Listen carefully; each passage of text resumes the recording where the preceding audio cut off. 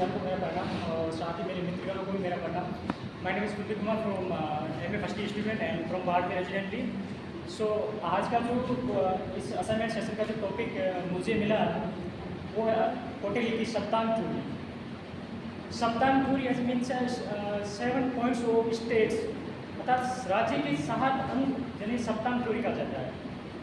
हमारा जो भारतीय संस्कृति में जो भारतीय संस्कृति का जो गौरव हमारे यहाँ की जो विद्वान जन रहे हैं उसी में से एक मौर्य समाज में विद्वान व्यक्ति हुए जिनका नाम था कौटिल्य।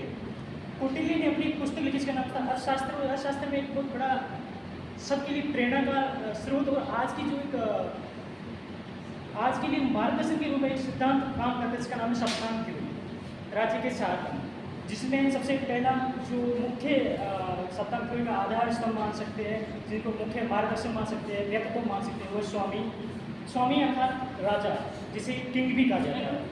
प्राचीन काल की जो राजतंत्र व्यवस्था में राजा का एक अपना एक महत्वपूर्ण योगदान रहा है।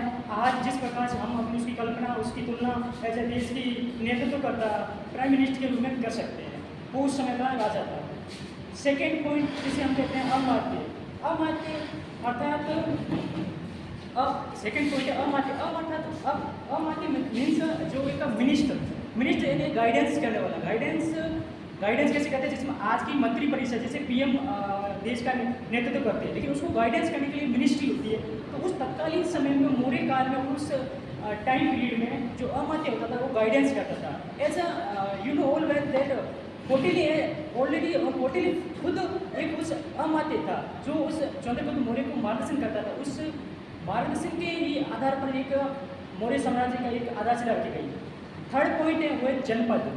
हमारी भारतीय संस्कृति और भारतीय इतिहास में जो हम पढ़ते हैं तो जन प्लस पद, जन अर्थात जनता, प्रजा, और पद का होता है जब एक स्थान विशेष पर जनता अपना शासन सत्ता स्थापित करती है तो उसे जनपद कहा जाता है। जनपद एक किसी भी राज्य के लिए बहुत बड़ी महत्वपूर्ण एक आधारशिला होती है। उसी के इर्द गिर्द राज्य का आधार उसी के इर्द गिर्द राज्य अपना शासन संभालता है। फोर्थ पॉइंट है वो है दुर्ग, जिसे सामान्य भाषा में किला भी कहा जाता है, जिसे इंग्लिश में फोर्ट भी कहते हैं। दुर्ग का एक ऐसा संरक्षित स्थान है जिसमें एक राज्य का मार्गदर्शक नेतृत्व उसके अंदर संरक्षित रहता है, अर्थात राजा का निवास स्थान अर्थात राज्य का एक संरक्षण स्थल दुर्ग कहा जाता है। दुर्ग प्राचीन समय में ये कहा जाता है कि अगर जब तक दुर्ग अभेद है तब तक राज्य की सुरक्षा सुनिश्चित है। अगर दुर्ग पर विदेशी का आक्रमण हो गया, विदेशी का आधिपत्य हो गया तो राज्य का आधिपत्य, राज्य का नाश अपने आप हो जाता है। अर्थात इस प्रकार से हम देख सकते हैं कि दुर्ग की अपनी विशेष महत्वाकांक्षा होती है। आगे का जो पॉइंट है कोष, जिसे धन भी कहा जाता है, वित्त भी कहा जाता है, ट्रेजरी कहा जाता है।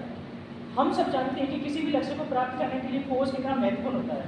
कोष के बिना, धन के बिना हम किसी भी चीज़ की कल्पना नहीं कर सकते। सेम तत्कालीन समय के अंदर भी कोष बहुत महत्वपूर्ण होता था। अगर किसी राज्य को विस्तारित करना है, किसी राज्य को अपने सीमाओं में विस्तार करना, किसी के साथ संबंध बनाने हैं, किसी के साथ संधियाँ करनी, तो कोष अर्थात धन बहुत बड़ी भूमिका निभाता था।